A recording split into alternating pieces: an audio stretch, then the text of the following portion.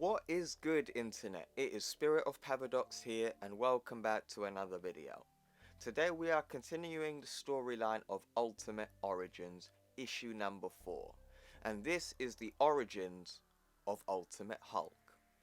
Right before we start, guys, I just want to say, if you guys are enjoying the content, make sure you drop a like, and if you are new to the channel, make sure you subscribe.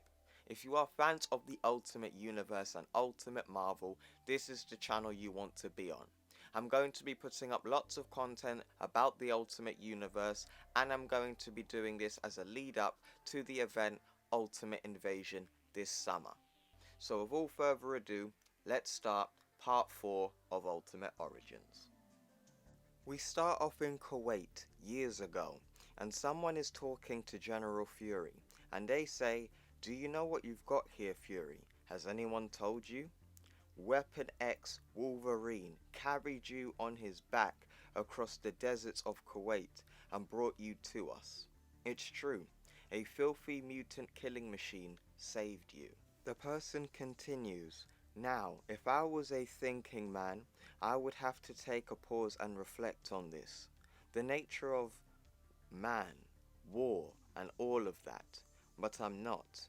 Instead, I'm going to focus my thoughts on you."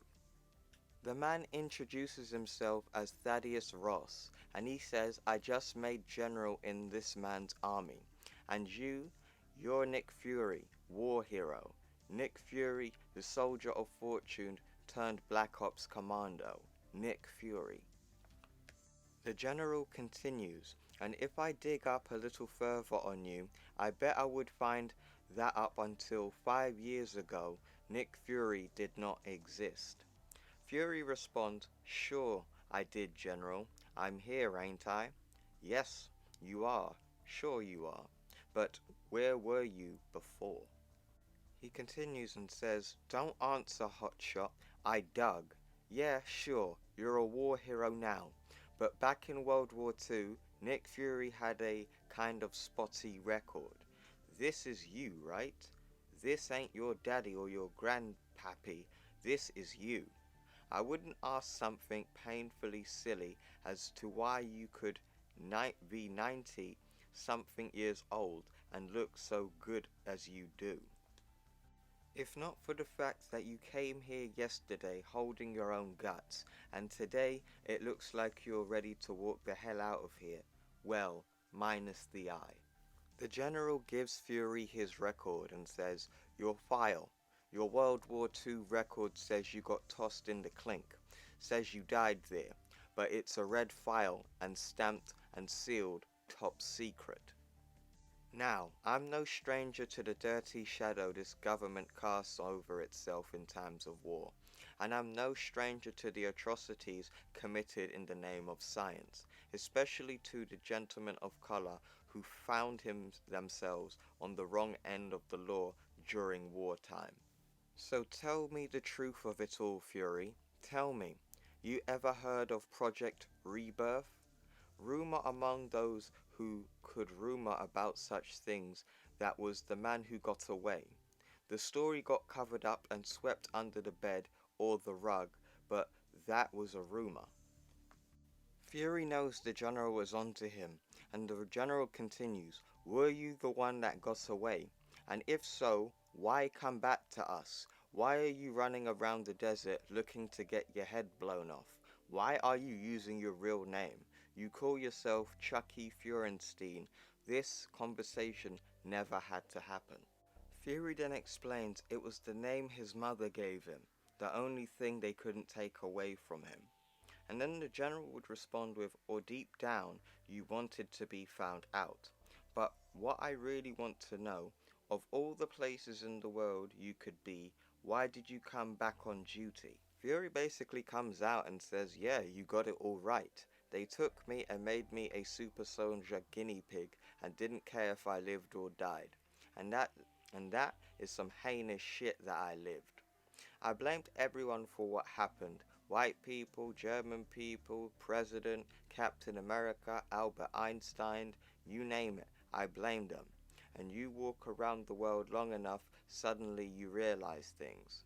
It occurred to me that maybe, just maybe, I had a little something to do with the situation I found myself in. I let them do this to me. Fury would go on and explain how he was a fool by getting arrested during the war, and says he was the one who kept the wheels turning and no one else.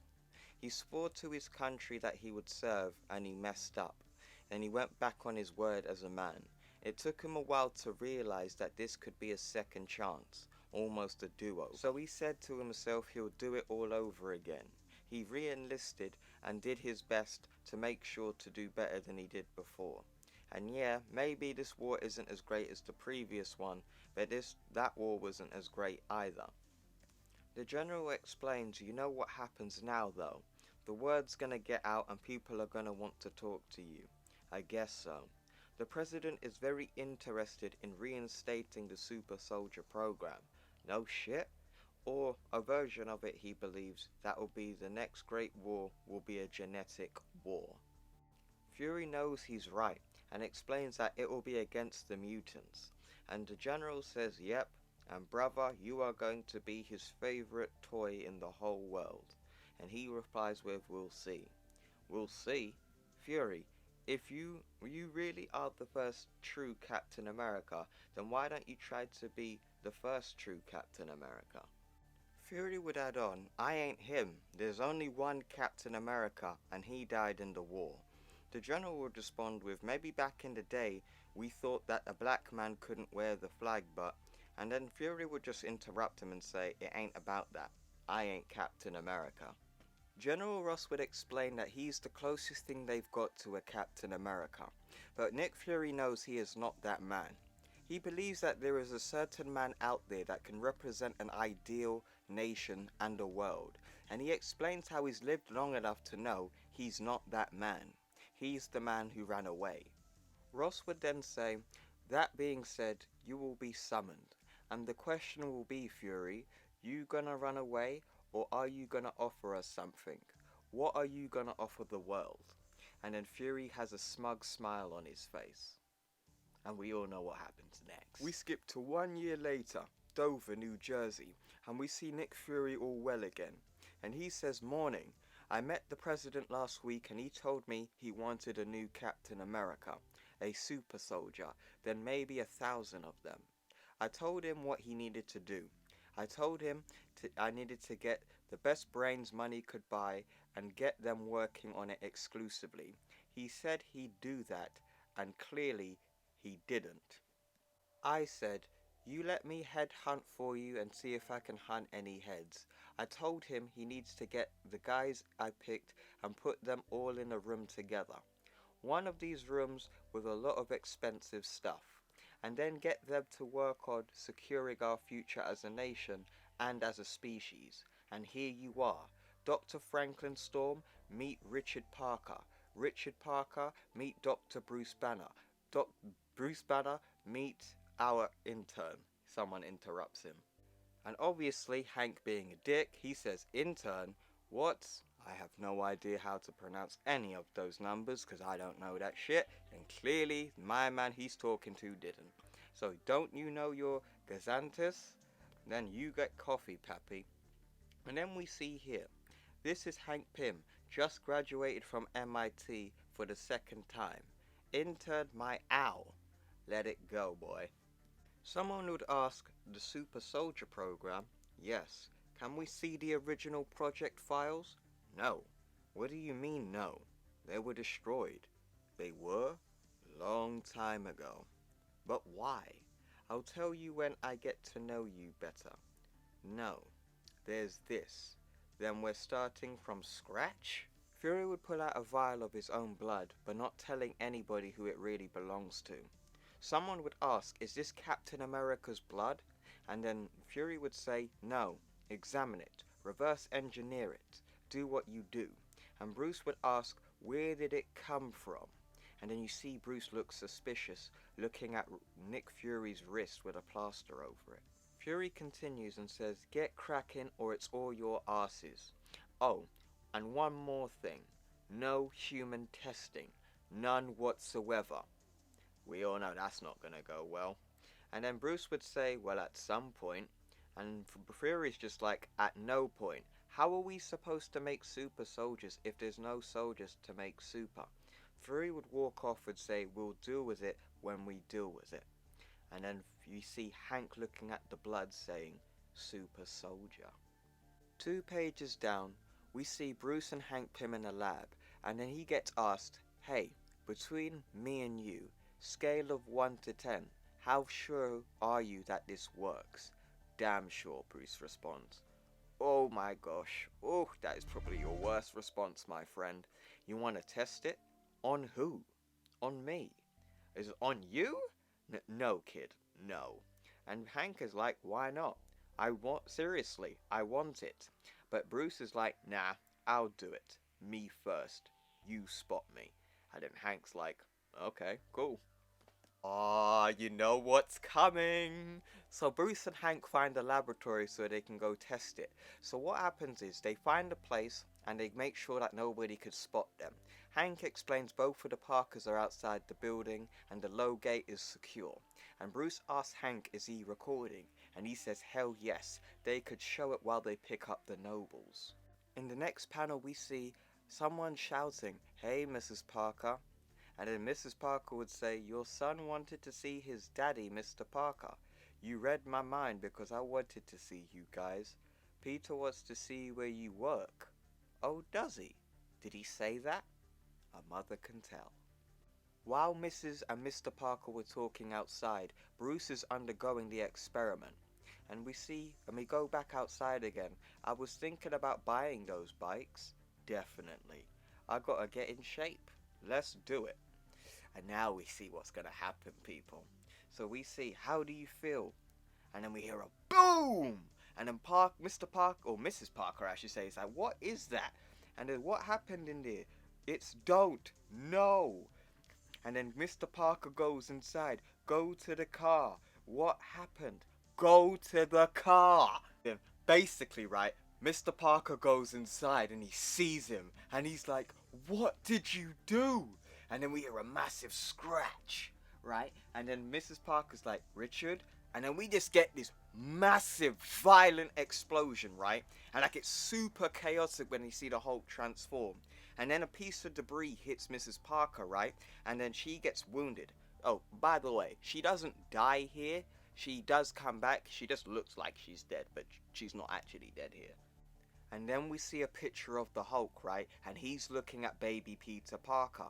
And then in the next issue, we see Ultimate Hulk in his full glory. So if you guys want to know about the coloration between Ultimate Hulk, let me explain.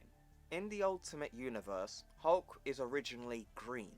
And then in issue number 5, years later of the Ultimates, Bruce Banner would get a vial of Captain America's blood and he would mix it with his own serum that created the Hulk, turning him even stronger and grey. So originally, in the Ultimate Universe, Hulk becomes green first, and then grey, and in the 616 universe, he's grey, and then becomes green. Hulk looks at baby Peter Parker, and then he realizes what he's done, and then he says no, and starts to transform back into Bruce Banner.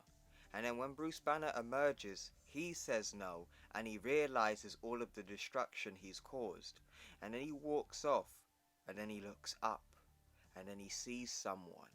And then he says, I didn't mean to. And then we see Nick Fury kick Bruce in the face and shout multiple times, what did you do? What did you do? What did you do? And then we hear, I think it was Peter Parker makes a noise. And then Fury realizes he was there. And he says, hey little guy, I swear to you kid, this wasn't supposed to happen this way. And then Peter would just make a little noise. People get a little crazy. The good news is, you're so young, you won't remember any of this. So, that was Ultimate Origins issue number 4. Keep in mind, I did actually skip the Fantastic Four segment because it really doesn't add anything to the actual plot of the story.